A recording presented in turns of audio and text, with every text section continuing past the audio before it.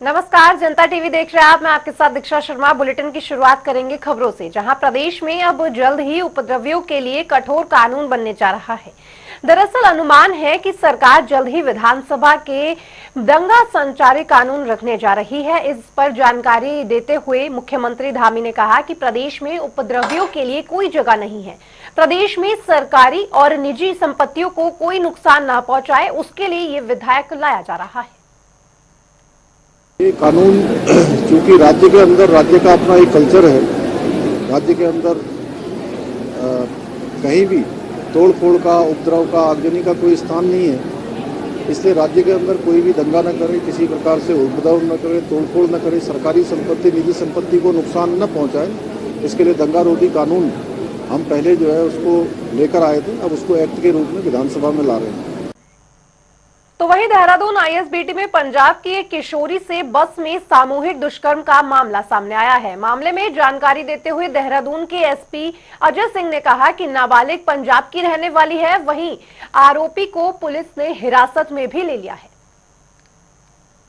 बुलाने के बाद जो बच्ची से प्राथमिक जानकारी करी तो वो अपना नाम पता बहुत ज्यादा नहीं बता पा रही थी। ये बताया जो प्राथमिक जांच में उन्होंने लिखा है रिपोर्ट में, ये सभी लोग यहीं के रहने वाले हैं। इसमें दो तो ये माजरा पटेल नगर में रहते हैं, बाकी एक का घर बुग्गावाला साइड में है और भगवानपुर के बीच में गांव है। तो ऑलमोस्ट ये भगवानपुर, बुग्गावाला, माजरा और यहीं के रहने वाले लोग हैं। उसमें बताया से बस के ड्राइवर है और इसमें कंडक्टर है और उसमें एक क्लीनर है और इसके अलावा एक कैशियर हिरासत में ले लिया। उनसे पूछताछ करके फॉर्मल जो गिरफ्तारी हमारा प्रोसेस है वो कर दिया।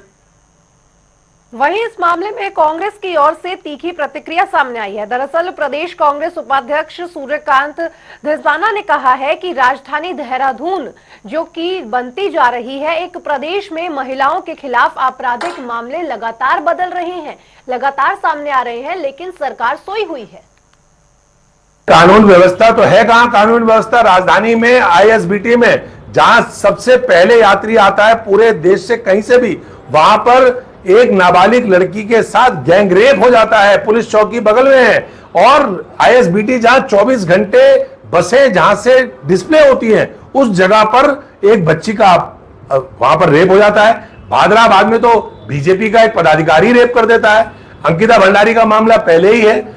रुद्रपुर में, उधम सिंह नगर में जो हुआ है वो आपके सामने है। नर्स की जो हत्या हुई है आपके सामने। पूरे प्रदेश के अंदर महिलाओं के खिलाफ हिंसा के मामले जिस प्रकार से बढ़ रहे हैं, ये राजधानी रेप राजधानी हो गई है। पूरे पूरे पूरे देश में इतना अपराध महिलाओं के खिलाफ यहां की आबादी के अनुपात में कहीं नहीं होगा जितना उत्तराखंड में हो रहा है। तो वहीं देहरादून में राज्य महिला आयोग के अध्यक्ष कुसुम कंडवाले ने बस सामूहिक दुष्कर्म का शिकार हुई पीड़िता से मुलाकात की। इसके बाद उन्होंने एसएसपी को मामले में कड़ी कार्रवाई के निर्देश भी जारी किए हैं और कहा है कि सख्त से सख्त कार्रवाई होनी चाहिए। तो उधर 21 अगस्त से गैरसैंण के भराड़ीसर भवन में विधानसभा का मानसून सत्र शुरू होगा, जिसके संबंध में देहरादून में विधानसभा अध्यक्ष रितु खंडूरी की अध्यक्षता में बैठक का आयोजन हुआ, जिसमें सुरक्षा और अन्य व्यवस्थाओं पर गहन मंथन किया गया। इस दौरान मुख्य सचिव के साथ ही उत्तराखंड के डीजीपी और तमाम सचिव सहित विधानसभा सचिवालय के कर्मी भी मौजूद रहे। को ज्ञात होगा कि 21 तारीख से हमारा सत्र आहूत हुआ है भराड़ीसैंण गैरसैंण में, और उसके लिए आज एक सुरक्षा बैठक हमने विधानसभा देहरादून में की है और सभी अफसर, चीफ सेक्रेटरी मैडम और डीजीपी साहब भी पहुंचे थे और बाकी अफसरान भी यहाँ थे और ये सभी को निर्देशित किया गया है पानी, बिजली, सुरक्षा, आवास, इस तरह की जो भी आवश्यकताएं भराड़ीसैंण में हैं उस पर हम ध्यान रखें और प्रयास करें कि हमारा जो सत्र है वो सुचारू रूप से चले। वहीं विपक्ष की ओर से इस अवधि पर लगातार सवाल उठाए जा रहे हैं। ऐसे में विधानसभा अध्यक्ष रितु खंडूरी ने विपक्ष से सदन के भीतर सहयोग करने की अपील की है। उन्होंने कहा कि सदन में सभी विधायकों को बोलने का मौका दिया जाएगा, लेकिन यदि सदन का माहौल यदि गरमा रहा हो तो सदन में ऐसी कार्यवाही बिल्कुल भी सहन नहीं की जाएगी। अगर कार्यवाही बाधित होती है तो कड़ा एक्शन लिया जाएगा।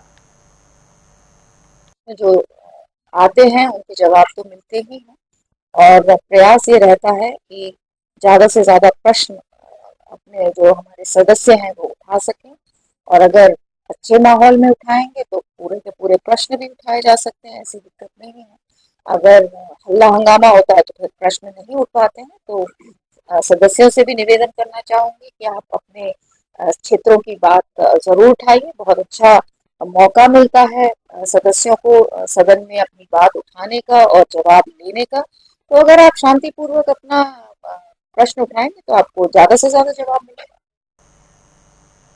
तो वहीं उत्तराखंड सरकार राज्य में आयुष्मान कार्ड योजना बनाने के लिए बड़े स्तर पर अभियान चलाने जा रही है। राज्य के स्वास्थ्य मंत्री डॉक्टर धन सिंह रावत ने एक संबंध में जानकारी देते हुए बताया है कि अधिकारियों को पूरे प्रदेश भर में अभियान संचालित करने के निर्देश जारी किए जा चुके हैं। राज्य में अब तक 60 लाख लोगों के आयुष्मान कार्ड बन चुके हैं, जबकि 10 लाख से ज्यादा लोगों का इलाज इस योजना के तहत किया गया है।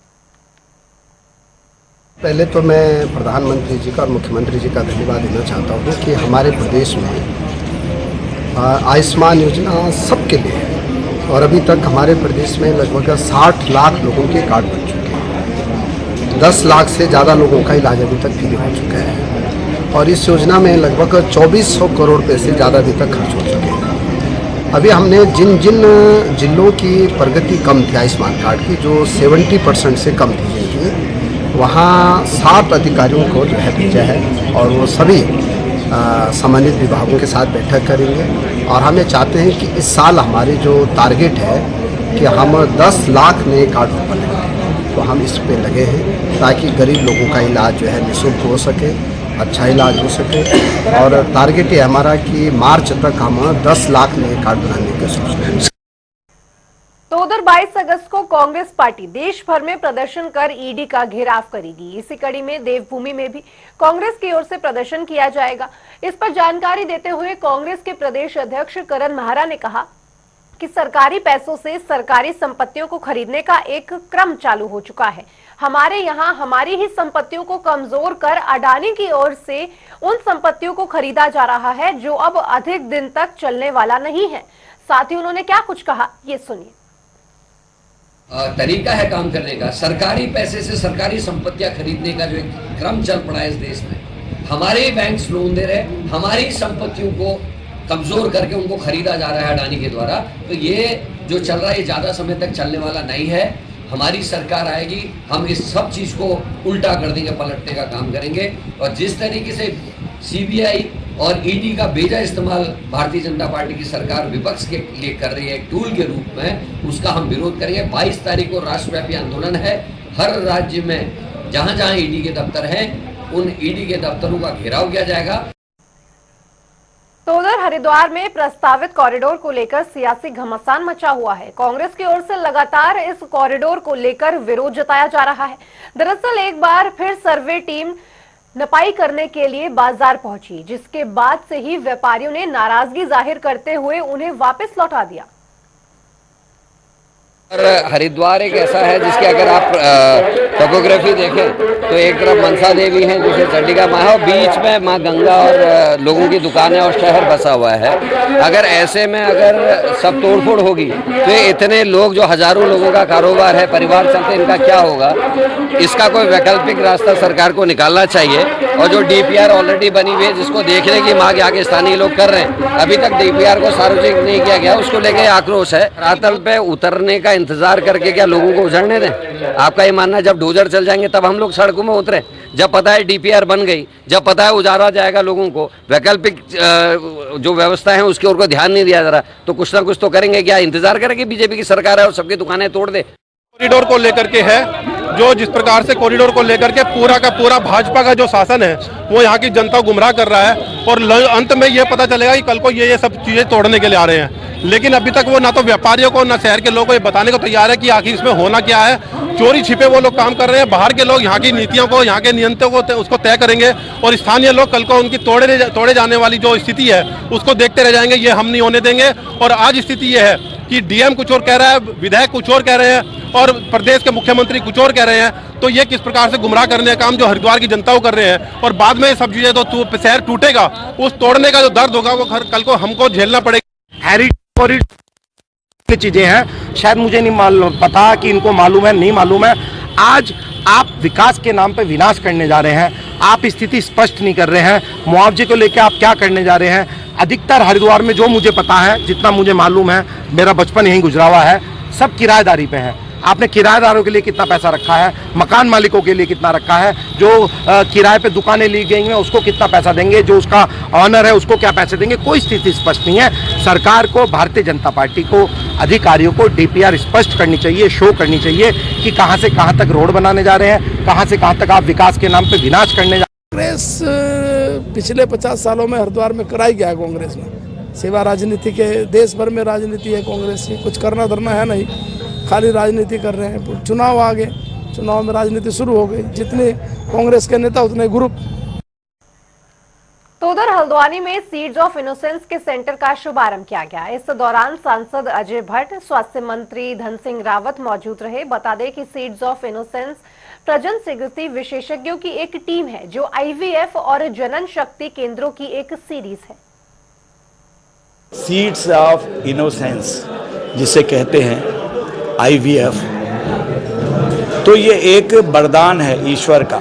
कई लोग पर बांझ होने का आरोप लगता था, ससुरालियों के बीच में लड़ाई झगड़ा होता था, कभी कभी इससे डिवोर्स भी हो जाते थे, तलाक भी हो जाते थे, परिवार में बड़ा गम का माहौल और रंज का माहौल होता था, पति पत्नी में कभी कभी विवाद हो जाता था, परिवार टूट जाते थे। ये बहुत बड़ी हमारे साइंस की उपलब्धि है कि हम आपको एक बच्चा तैयार करके दे रहे हैं, जो आप ही के बीज से आपका बच्चा तैयार हो रहा है और वह आपका कुल दीपक बन रहा है। कल को उससे आपका कुल चलेगा। जैसे सामान्य हम सारे लोग हैं, इसी तरह से उसका विवाह होगा, बच्चे होंगे तो आगे को बढ़ेगा। जो आरोप था, जिसकी वजह से फ्रस्ट्रेशन पनपता था, वो भी समाप्त हो जाएगा। So seeds of innocence IVF centre देश की एक जानी मानी ब्रांच है। हम 30 सेंटर्स अभी तक चला रहे हैं और अभी हम और भी एक्सपैंड करेंगे। ये इंडिया का पहला आईवीएफ सेंटर है जो जेनेटिक टेस्टिंग के साथ भ्रूण जांच करके बच्चा डालता है। यानी कि हम बिलीव करते हैं सिर्फ बच्चा नहीं कराना, बट एक हेल्दी बच्चा कराना, ताकि उसमें कोई आनुवांशिक प्रॉब्लम ना आए। जिन लोगों को बार बार अबॉर्शंस हो रहे हैं, या फिर जिनकी आईवीएफ फेल हो गए हैं, या जिनकी ट्यूब बंद है, जिनको बहुत टाइम हो गया शादी से, एज ज़्यादा है, वो आके अपना आईवीएफ कराएं आनुवांशिक जांच के साथ। ये कुमाऊं का पहला सेंटर होगा जो जेनेटिक टेस्टिंग के साथ भ्रूण जांच करके बच्चा डाल रहा है। सो सीड्स ऑफ इनोसेंस जानबूझ के मैंने यहाँ इसलिए खोला क्योंकि उत्तराखंड का इतना पेशेंट मेरे पास दिल्ली और गाजियाबाद आता है और वो यही बोलता है, मैम प्लीज़ आप सेंटर हल्द्वानी खोलिए, क्योंकि 1.5 महीना उनको वहाँ रुकना पड़ता है। तो उधर बैकुंठ धाम के परमाध्यक्ष स्वामी श्याम सुंदर ने बांग्लादेश में हिंदुओं पर हो रहे अत्याचार की कड़ी निंदा की है। साथ ही उन्होंने केंद्र सरकार से बांग्लादेश के खिलाफ कड़े कदम उठाने की मांग भी की है। उन्होंने कहा कि बांग्लादेश को आजाद कराने में भारत ने महत्वपूर्ण भूमिका निभाई थी। इसके साथ ही उन्होंने कोलकाता में महिला डॉक्टर के साथ हुए रेप और हत्याकांड मामले को लेकर ममता सरकार को फेल बताया। बांग्लादेश जिसको आजाद कराने में इस भारतवर्ष का हाथ था, वह बांग्लादेश भारत ने जब व्यापार बढ़ाया, जब भूखमरी बन रही थी, और वह बांग्लादेश आजादी के समय जब भूखमरी थी तो एस्कॉन का बहुत बड़ा टेम्पल जो कि विदेशों से फंड लाके वहाँ के लोगों को बगैर किसी जात पात के भोजन कराता रहा, आज उसी पर इन्होंने हमला करके उसको तोड़ा है। निसंदेह इससे संत लोगों को क्या, पूरे विश्व को इसमें गिलानी होनी चाहिए और हम गवर्नमेंट से मांग करते हैं कि इसका पश्चाताप करे और उसकी भरपाई करे। कलकत्ता में जो ये कार्य हुआ, ये बहुत जघन्य कार्य है जो नहीं होना चाहिए, जिसका आक्रोश पूरे भारत में फैल गया और कहीं कहीं हड़तालें भी होने लग गई हैं, डॉक्टर लोग भी हड़तालों में जाने लग गए हैं। और इस तरह यदि इसको रोकथाम नहीं की गई तो निसंदेह कि भारत में आक्रोश चारों तरफ फैल जाएगा और हमारा काटने हो सकता है। और इसके व्याप पर जो धर्म के शिकारी हैं एक दूसरे के ऊपर कुछ भी कर सकते हैं। इस हिसाब से करनी है, या तो उनको पकड़ा जाए, और मैं तो कहता हूँ ऐसे आदमी को पकड़ के चौराहे पे कत्लेआम करें, चौराहे पे उसको सजा दे, जो पता चले, जेल जाए तो कुछ नहीं होता। तो वहीं उत्तरकाशी के सरनौल गांव में राजकीय इंटर कॉलेज अब शहीद श्रवण सिंह चौहान के नाम से जाना जाएगा। इस पर जानकारी देते हुए बीजेपी प्रदेश मीडिया प्रभारी मनवीर चौहान ने कहा कि लेह लद्दाख में श्रवण सिंह देश के लिए शहीद हुए थे, जिसकी याद में इंटर कॉलेज का नाम श्रवण सिंह चौहान राजकीय इंटर कॉलेज किया जाएगा। हमारे एक सैनिक श्रवण सिंह चौहान अभी लद्दाख में वीर गति को प्राप्त हुए थे, उसको लेकर के आदरणीय मुख्यमंत्री जी से सरनौल गांव के हमारे प्रतिनिधिगण और हमने मुलाकात करके वहां का जो राजकीय इंटर कॉलेज सरनौल है, उस सरनौल इंटर कॉलेज को श्रवण सिंह चौहान के नाम से करने के लिए हमने अनुरोध किया, जिसके लिए आदरणीय मुख्यमंत्री द्वारा इसकी स्वीकृति के लिए कहा गया। जल्द ही सरनौल इंटर कॉलेज श्रवण सिंह चौहान के नाम से जाना जाएगा, क्योंकि हमारी सरकार की नीति है, आदरणीय मुख्यमंत्री की नीति है कि जो भी सैनिक शहीद होते हैं उनके परिवारों को किसी प्रकार की परेशानी न हो और उन सैनिकों से भविष्य की पीढ़ी भी प्रेरणा ले, इसलिए उनके नाम पर सड़कें, भवन या विद्यालयों के नाम उनके नाम पर करने की सरकार की नीति है। इसी के तहत जल्द ही ये काम भी होने वाला है। बात करें राजधानी देहरादून की, तो ओबीसी आयोग के अध्यक्ष संजय नेगी ने सभी अधिकारियों के साथ बैठक की, जिसमें आयोग की सुनवाई की गई। इस बीच संजय नेगी ने कहा कि पिछले कई सालों से कई जनपदों के केस ओबीसी आयोग में चल रहे हैं और पिछले एक साल में हमने लगभग 21 केस जो पिछले 5 से 6 सालों से चल रहे थे उन्हें खत्म कर लोगों को न्याय देने का काम किया है।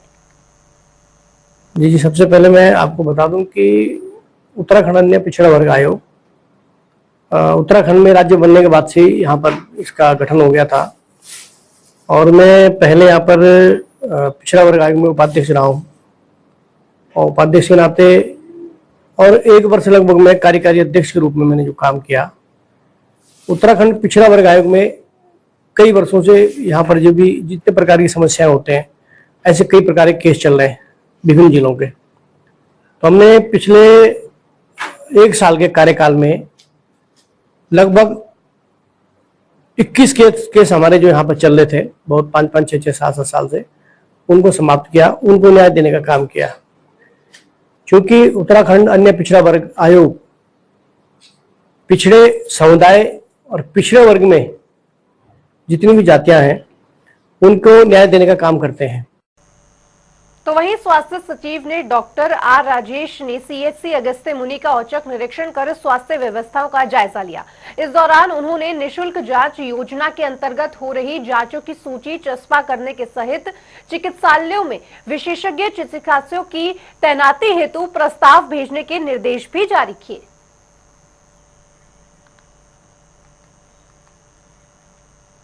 तो उधर मसूरी में बीजेपी युवा मोर्चा की ओर से कोलकाता में हुए महिला डॉक्टर के साथ बदसलूकी को लेकर कैंडल मार्च निकाली गई। इसके साथ ही महिला डॉक्टर को श्रद्धांजलि भी दी गई। वहीं बीजेपी युवा मोर्चा की ओर से सरकार से मामले में आरोपियों को कड़ी से कड़ी सजा देने की मांग भी उठाई जा रही है।